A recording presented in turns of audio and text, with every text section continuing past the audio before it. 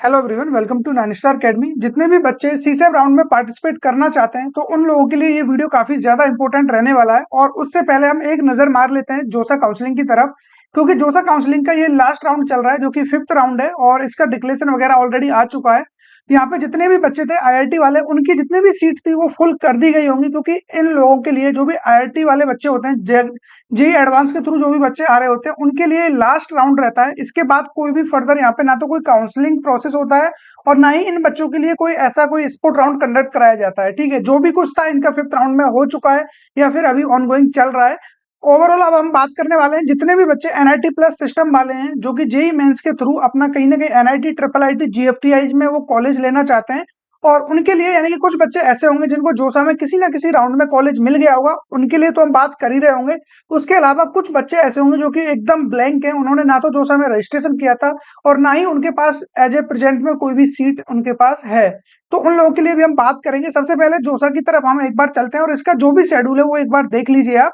जो इसका 5th round का एलोकेशन आया था, सीट एलोकेशन, वो आपको आया था 17 जुलाई को। ठीक है, 17 जुलाई को। उसके बाद आप लोगों का ऑनलाइन रिपोर्टिंग स्टार्ट हो गया था और जो कि 22 तक आपका ये चलने वाला है। इसमें आप लोगों को जो भी फीस है वो पेमेंट करना होगा उसका, और डॉक्यूमेंट्स अपलोड करने के बाद आप लोगों के जो भी डॉक्यूमेंट्स है वो वेरीफाई हो जाते हैं ऑनलाइन ही। आपको एज ए फिजिकल रिपोर्टिंग की अभी यहाँ पे कोई भी नीड नहीं है। ठीक है, उसके बाद आप लोगों के लिए जो इंपॉर्टेंट डेट रहेगा, सबसे ज्यादा इंपॉर्टेंट डेट उन बच्चों के लिए जिन्होंने यहाँ पे पेमेंट किया हुआ है, सीट को एक्सेप्ट किया हुआ है, देन अब वो यहाँ से बाहर जाना चाहते हैं, उनको अपना अमाउंट है जो वो रिफंड चाहिए। तो उन बच्चों के लिए जो लास्ट डेट रहने वाला है as a initiation of withdrawal, seat withdrawal के लिए, वो 22 जुलाई रहने वाला है। 22 जुलाई से पहले पहले आप लोग यहाँ से एग्जिट हो जाना। और इसमें एक चीज सबसे इंपॉर्टेंट है, यानी कि 22 जुलाई को आप लोगों का जो टाइम रहेगा वो 5 o'clock से पहले पहले यहाँ से निकलना होगा। अदरवाइज कुछ बच्चे सोचते हैं कि देर रात तक आप ये सारे प्रोसेस कर सकते हो, तो वो बिल्कुल भी वैलिड नहीं है, क्योंकि आप लोग 5 बजे के बाद यहाँ पे अपनी सीट को विड्रॉल नहीं कर सकते। आपको कोई भी रिफंड नहीं दिया जाएगा 22 के 5 o'clock के बाद आप ये सारी चीजें करते हो तो। ठीक है, देन उसके बाद अब जो इंपॉर्टेंट डेट आएगा 22 तक ये सारा काम हो जाएगा। अब अपने पास कुछ यानी कि 2 दिन आप लोगों के लिए विड्रॉल के लिए मिल जाएंगे। कोई भी विड्रॉल क्वायरी आ रही है, आप लोगों की अमाउंट वगैरह फंस गया, कुछ और भी प्रॉब्लम्स है, उनके लिए आप लोगों को लगभग 24 तक ये सारी, 23 तक ये सारी चीजें हो जाएंगी। ठीक है, देन आप लोगों के लिए अब जो इंपॉर्टेंट डेट है, अगेन ये सिर्फ उन बच्चों के लिए जिनको सीट अलॉट हुआ है और वो इसमें इंटरेस्टेड हैं, जो भी सीट उन्हें मिला है वो उन्हें उसमें एडमिशन चाहिए। लेकिन वो चाहते हैं कि एडमिशन यहाँ पे तो चाहिए, लेकिन वो उनका मन है कि मुझे स्पोर्ट राउंड में भी जाना है, यानी कि मुझे सीएसएबी में भी पार्टिसिपेट करना है। उसके लिए एग्जिट क्या करना होगा उसके लिए भी हम बात कर लेंगे। ठीक है, हर एक क्वेश्चन का आंसर आप लोगों को यहाँ पे मिल जाएगा कि हमें, यानी कि जिन बच्चों को यहाँ पे सीट अलॉट हो गया है उनको यहाँ पे अब फर्दर यानी कि सीसेब राउंड में पार्टिसिपेट किया जाएगा या नहीं, या फिर जिन बच्चों ने यहाँ से एग्जिट मार लिया है, विड्रॉल कर लिया है, वो पार्टिसिपेट कर पाएंगे या नहीं, सारी चीजें आपको मैं अभी बता दूंगा जस्ट कुछ मिनटों में। ठीक है, तो 24 से लेके 26 ये इंपॉर्टेंट डेट है आप लोगों के लिए, क्योंकि यहाँ पे पीएएफ आपको जमा करना होगा, पार्शियल एडमिशन फी होता है। और वो कितना होता है एग्जैक्टली वो मैं अभी आपको बता देता हूँ, लेकिन डेट आप लोग याद रखना, 24 से 26 3 दिन आप लोगों के लिए यहाँ पे रहेंगे। इस टाइम ड्यूरेशन में आप लोगों को अपना पैसा है जो वो जमा कर देना है हर हाल में। अब ये अमाउंट कितना रहता है ये आप लोगों को यहाँ पे देखने को मिल जाएगा। देखिए, यहाँ पे जितने भी बच्चे यहाँ पे जनरल कैटेगरी से हैं, जनरल, ईडब्ल्यूएस, ओबीसी, एनसीएल, या फिर आप लोग इनमें से किसी भी कैटेगरी में आ रहे हो, तो आप लोगों को यहाँ पे 40,000 रुपीज एज ए पीएएफ देना होगा। ठीक है, पार्शियल एडमिशन फी आपका ये लग रहा होगा।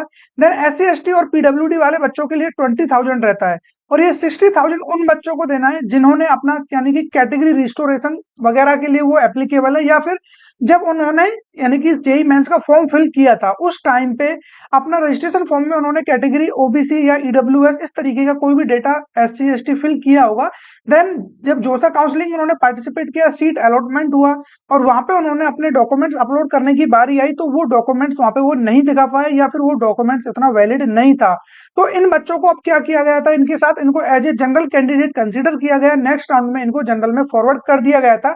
ठीक है, तो उन बच्चों ने क्या है कि जब सीट को एक्सेप्ट किया था उस टाइम पे डॉक्यूमेंट्स वेरिफिकेशन नहीं हुआ था, पेमेंट आपकी हो चुकी थी, और जितने भी बच्चे यानी कि आपने पीडब्ल्यूडी वाले और उसके अलावा एससी एसटी, इन बच्चों की जो फी होती है वो 20,000 कम होती है बाकी बच्चों से, जो जनरल और ओबीसी है ईडब्ल्यूएस वाले बच्चे होते हैं, तो इनसे 20,000 कम होता है, तो इन्होंने वो जो पैसा वहां कम दिया था, अब उनको ये पैसा यहाँ पे देना पड़ेगा, इसीलिए इनको 60,000 रुपीज यहाँ पे करना होगा। ओवरऑल सबको इक्वली ही पैसा देना है, तो ये चीज आप लोगों को अब समझ में आ गई होगी। ठीक है, इसके अलावा अब आप लोगों के लिए बता देता हूं मैं, जो बच्चे CSAB में जाना चाहते हैं, सीसेब राउंड में जाना चाहते हैं, उनके लिए क्या क्या इंपॉर्टेंट डेट रहने वाली है, इसके लिए बात करना सबसे ज्यादा जरूरी है। तो सबसे पहले 26 तक आप PAF जमा करोगे, जिनको जोसा में एडमिशन मिला है, चाहे फिर आप किसी भी राउंड में आपको एडमिशन मिला हो, किसी भी राउंड में आपको अलॉटमेंट आया हो, वो चीजें होने के बाद अब यहाँ पे 26 से, ठीक है, 26 तक आप ये चीजें कर रहे होगे। उसी के साथ साथ 26 से 27 ये आपका रहेगा कैटेगरी रिस्टोरेशन के लिए। अब कैटेगरी रिस्टोरेशन क्या होता है एग्जैक्टली मैंने एक वीडियो में आपको बताया हुआ है, तो वो वीडियो आप जाके एक बार देख लेना। ठीक है, कैटेगरी रिस्टोरेशन में बेसिकली जिन बच्चों ने कुछ गलतियां की होंगी या उनके डॉक्यूमेंट्स नहीं मिले होंगे जोसा तक, लेकिन बाद में उनके डॉक्यूमेंट्स बन गए हैं, तो अब वो क्लेम कर सकते हैं और वो उसका बेनिफिट यहाँ पे ले सकते हैं। ठीक है, इसके लिए लास्ट डेट है कुछ क्वेरी करने के लिए 29 है, और 29 आप लोगों के लिए अगेन इंपॉर्टेंट डेट रहने वाली है, क्योंकि इस दिन आप लोगों को जितनी भी वैकेंसीज हैं, ठीक है, जो भी वैकेंट सीट है उनकी जो भी सीट्स हैं वो डिस्प्ले हो रही होंगी 29 को। तो इससे अब आप एक बेटर आइडिया लगा पाओगे कि आपको एग्जैक्टली क्या मिल सकता है आपकी रैंक के अकॉर्डिंग। अब आपको जो चॉइस फिलिंग है वो किस तरीके से करनी है, कौन कौन से कॉलेज में कौन कौन सी सीट अभी भी बची हुई है, वो सारी चीजें आपको 29 को ही पता चलेंगी। इससे पहले तक आप एकदम ब्लैंक थे, आपको आइडिया नहीं लग पा रहा था, और मैं जो आपको डेटा दे रहा था वो भी मैं प्रीवियस ईयर के रेफरेंस पर ही आपको बता रहा था। ठीक है, आप लोगों को इस समय प्रॉब्लम होता है, आप डेट को मैनेज नहीं कर पा रहे हो, आप लोगों को यहाँ पे यानी कि वैकेंसीज आ रही है, इसमें आप लोग पता नहीं लगा पा रहे हो, इस सब पूरे प्रोसेस के लिए हमारा एक काउंसलिंग सपोर्ट है, आप उसमें भी एनरोल हो सकते हो। ठीक है, उसके आपको बेनिफिट्स देखने को मिलेंगे, काफी हद तक आपकी उसमें हेल्प हो रही होगी। इवन उसमें हम चॉइस फिलिंग भी आपको मैनुअली करके देते हैं, और आपकी जो भी पर्सनलाइज चॉइस है वही हम आपको बना के देते हैं। ठीक है, अब इसमें आपके लिए जो अगेन इंपॉर्टेंट डेट आएगी वो यहाँ पे रहने वाली है 31 जुलाई। 31 जुलाई से लेकर के आपका 2 अगस्त तक, ये सबसे ज्यादा इंपॉर्टेंट इसलिए भी है क्योंकि इसमें आपका रजिस्ट्रेशन होगा, और रजिस्ट्रेशन के साथ साथ यहाँ पे चॉइस फिलिंग भी पैरेलली चल रही होगी। चॉइस फिलिंग के लिए कोई अलग से शेड्यूल नहीं आएगा। तो 31 से लेकर 2 अगस्त तक आपकी चॉइस फिलिंग प्लस रजिस्ट्रेशन रहेगा। देन 3 अगस्त को अगेन आपको एक दिन और एक्स्ट्रा मिलेगा चॉइस फिलिंग करने के लिए, क्योंकि चॉइस फिलिंग इस दिन एंड हो जाएगी। इसके बाद आप अपनी चॉइस फिलिंग नहीं कर पाओगे, और चॉइस फिलिंग वही करना, मैं आपको बता दूं, जिन बच्चों को अभी तक यानी कि कुछ भी अलॉटमेंट हुआ है जोसा में, और उन्होंने उसको लास्ट तक PAF तक लेके गए हो, आप लोगों ने पार्शियल एडमिशन फी दिया हुआ है, ठीक है, वहां तक आप इसमें गए हो, तो डेफिनेटली फिर आपको यहाँ पे जो चॉइस फिलिंग करनी है वो उस तरीके से करनी है कि आपकी जितनी भी चॉइसेस हैं, जो आपको ब्रांच ऑलरेडी मिला हुआ है, इससे वो अच्छी होनी चाहिए। अदरवाइज क्या होगा कि गलती से भी आपको कोई यहाँ पे सीट दे दी गई, ठीक है, आपको स्पोर्ट राउंड में या CSAM में कोई भी सीट दे दी गई, तो फिर आपकी प्रीवियस वाली जो जोसा में सीट थी वो कैंसिल कर दी जाएगी। देन आपको इसी सीट पे कंटिन्यू करना पड़ेगा, और आप ये सीट अब छोड़ना भी चाहोगे, क्योंकि CSAB का एक रूल है, आपको सीट अलॉट हो गई तो उसके बाद फिर आपका जो पैसा है वो रिफंड नहीं मिलेगा। यदि आपको कोई भी सीट नहीं मिला है तो आपका पैसा रिफंड आ जाएगा, लेकिन सीट अलॉट हो गया है और आपके पास प्रीवियस वाला सीट था वो तो कैंसिल हो ही जाएगा, इसको आप नहीं लेना चाह रहे हो तो फिर आपको रिफंड यहाँ पे नहीं मिलेगा। ठीक है, उसके बाद आपका ये फर्स्ट राउंड हो जाएगा, देन आपको डिस्प्ले हो जाएगा यहाँ पे जो भी सीट एलोकेशन है 5 अगस्त को। तो 5 अगस्त तक आप लोगों को पता चल जाएगा कि आपको एग्जैक्ट क्या मिला है। देन इसके बाद आपकी जो भी विलिंगनेस है वो आपको शो करनी होगी यहाँ पे, कि आप इसको फ्रीज करना चाहते हो, या फिर आप स्लाइड करना चाहते हो, फ्लोट करना चाहते हो, या सरेंडर करना चाहते हो।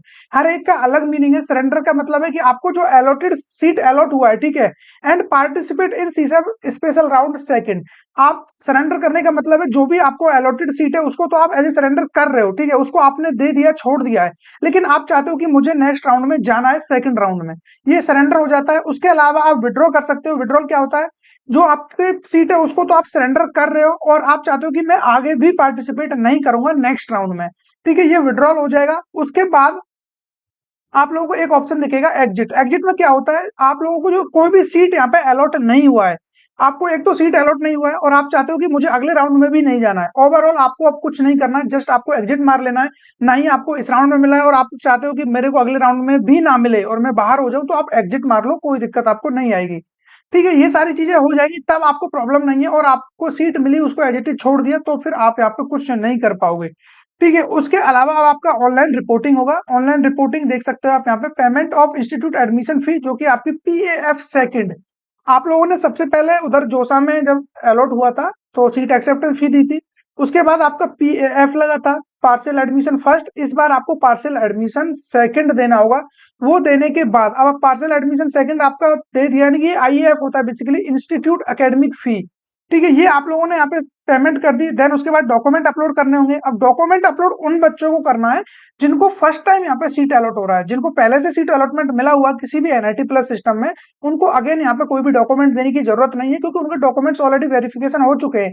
हाँ, लेकिन आपको प्रीवियस में यानी कि जोसा में आपको आईआईटी में एडमिशन मिला था, और इस बार आप एनआईटी के लिए यानी कि एनआईटी में पार्टिसिपेट कर रहे हो, क्योंकि सीसेम में आ रहे हो, सीसेम में आईआईटी पार्टिसिपेट करते नहीं है, तो फिर आपको डॉक्यूमेंट्स फिर से वेरिफिकेशन करना होगा। और जो वो पैसा था, यदि आपको एनआईटी से कोई भी कॉलेज मिला एनआईटी प्लस सिस्टम में, और वो जो भी आपने अमाउंट वहां दिया था वो इधर एडजस्ट हो जाएगा। अगर जो आईआईटी के लिए अमाउंट पे किया था वो इधर एडजस्ट नहीं होगा।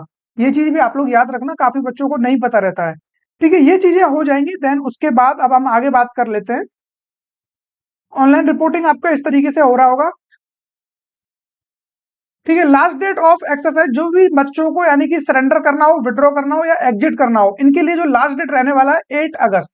8 अगस्त से पहले पहले आपको यहाँ से बाहर हो जाना है, या तो अपनी सीट को सरेंडर कर दीजिए या विड्रॉल कर दीजिए। विड्रॉल का मतलब ये हुआ कि आपको जो सीट मिला है इसको तो आप सरेंडर कर ही रहे हो और आप आगे भी पार्टिसिपेट नहीं करना चाह रहे हो, और जस्ट सरेंडर पे क्लिक कर रहे हो, तो आप फर्स्ट अलॉटमेंट को सरेंडर कर रहे हो लेकिन नेक्स्ट राउंड में जाना चाहते हो। एग्जिट मैंने बता दिया, ना ही कुछ अलॉट हुआ है और ना ही आप आगे प्रोसीड करना चाहते हो, ये चीजें आप लोग कर लेना। फिर लास्ट डेट रहेगा रेस्पॉन्ड करने के लिए, वो भी आप लोगों के लिए 8 अगस्त रहने वाला है। अगेन फिर आपका ये अलॉटमेंट सब कुछ हो जाएगा, सारे प्रोसेस हो चुका है। देन आपको अब होगा डिस्प्ले सीसेम स्पेशल राउंड का जो भी सीट अलॉटमेंट है वो आपको 10 अगस्त को देखने को मिल जाएगा। तो 10 अगस्त को आपका सेकंड राउंड का सीट अलॉटमेंट आ जाएगा। देन अगेन उसी तरीके से ऑनलाइन रिपोर्टिंग होगा आपका। ऑनलाइन रिपोर्टिंग होने के बाद फिर आपका बाकी चीजें हो रही होंगी। फिर फिजिकल रिपोर्टिंग के लिए आप लोगों को जो टाइम दिया हुआ है, अब बाकी बच्चों के लिए देखिए जो सबसे इंपॉर्टेंट है, अब यहाँ पे फिजिकल रिपोर्टिंग हो रहा हुआ at allotted participating institute by all candidate who have confirm their seats through JoSAA and, या फिर जोसा से या सीसेप से, किसी से भी आप लोगों को कोई भी इंस्टीट्यूट मिला है, अब आप वहां पे एडमिशन लेना चाहते हो, आप डन कर चुके हो हर तरीके से, तो अब आप लोगों का फाइनली फिजिकल रिपोर्टिंग होगा। फिजिकल रिपोर्टिंग आपका उसी कॉलेज में होगा जो भी कॉलेज आपको दिया गया है, और जो भी उसका टेंटेटिव डेट है वो आपका 10 अगस्त से लेकर के आपका 14 अगस्त रहने वाला है। और इसका जो भी बैलेंस फी आपका बकाया रह जाता है, देखिए आप लोगों ने जो भी पेमेंट दिया अब तक, सीट एक्सेप्टेंस फी दिया, पीएएफ फर्स्ट दिया आप लोगों ने, आईएएफ सेकंड दिया आप लोगों ने, उसके बाद अब आपका बैलेंस फीस यानी कुछ अमाउंट और भी बचता है, जो भी कॉलेज की फी होगी उसके अकॉर्डिंगली जो भी अमाउंट बचता है अब आपको वो पे करना होगा उसी कॉलेज में जाके। देन आपका उसके बाद काम हो जाएगा, और उसके बाद आपकी क्लासेस वगैरह रेगुलरली हो जाएगी। उसके बाद जो भी आपका ओरिएंटेशन वगैरह होगा उसका शेड्यूल आपको मिल जाएगा।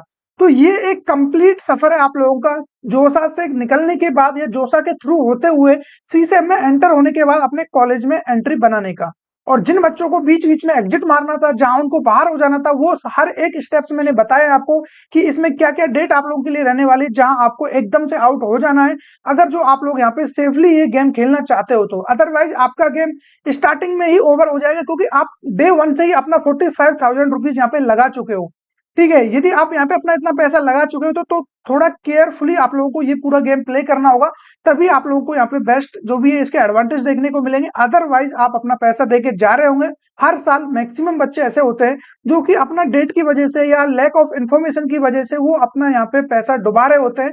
तो ये चीजें आप लोगों के साथ ना हो, उसके लिए अगेन मैं आपको रिकमेंड करूंगा हमारा नैनिस्टा अकेडमी का जो काउंसलिंग सपोर्ट है, इसमें आप एनरोल हो जाते हो तो हर एक डेट और टाइम आपको अकॉर्डिंगली हमारे थ्रू अपडेट किया जाता है, और आप हमारे साथ कनेक्टेड रहोगे तो हमेशा अप टू डेट रहोगे, कोई भी प्रॉब्लम नहीं आएगी। ठीक है, इसके अलावा कोई भी डाउट है तो वो आप मुझे कमेंट में बता सकते हो, उसका विद इन 12 आवर्स आपको आंसर मिल जाएगा। ठीक है, जो बच्चे इंटरेस्टेड है हमारे काउंसलिंग सपोर्ट में, वो नीचे डिस्क्रिप्शन में आपको लिंक मिल जाएगा एंड कमेंट में भी लिंक पिन्ड है। और बाकी आप लोगों को जो भी वीडियोज आप देखते हो, हर वीडियोज में आप लोगों को कहीं ना कहीं एज ए रेफरेंस मिल जाता है कि किस तरीके से आपको इसमें एनरोल करना है। फिर भी कोई प्रॉब्लम आता है, व्हाट्सअप नंबर आपको यहाँ पे डिस्प्ले पे फ्लैश हो रहा होगा, यहाँ से भी आप हम तक कॉन्टेक्ट कर सकते हो। इजिली आप लोग हमसे रीच आउट कर जाओगे। ठीक है, तो मिलेंगे ऐसे किसी इंटरेस्टिंग टॉपिक के साथ, तब तक बने रहिए हमारे साथ।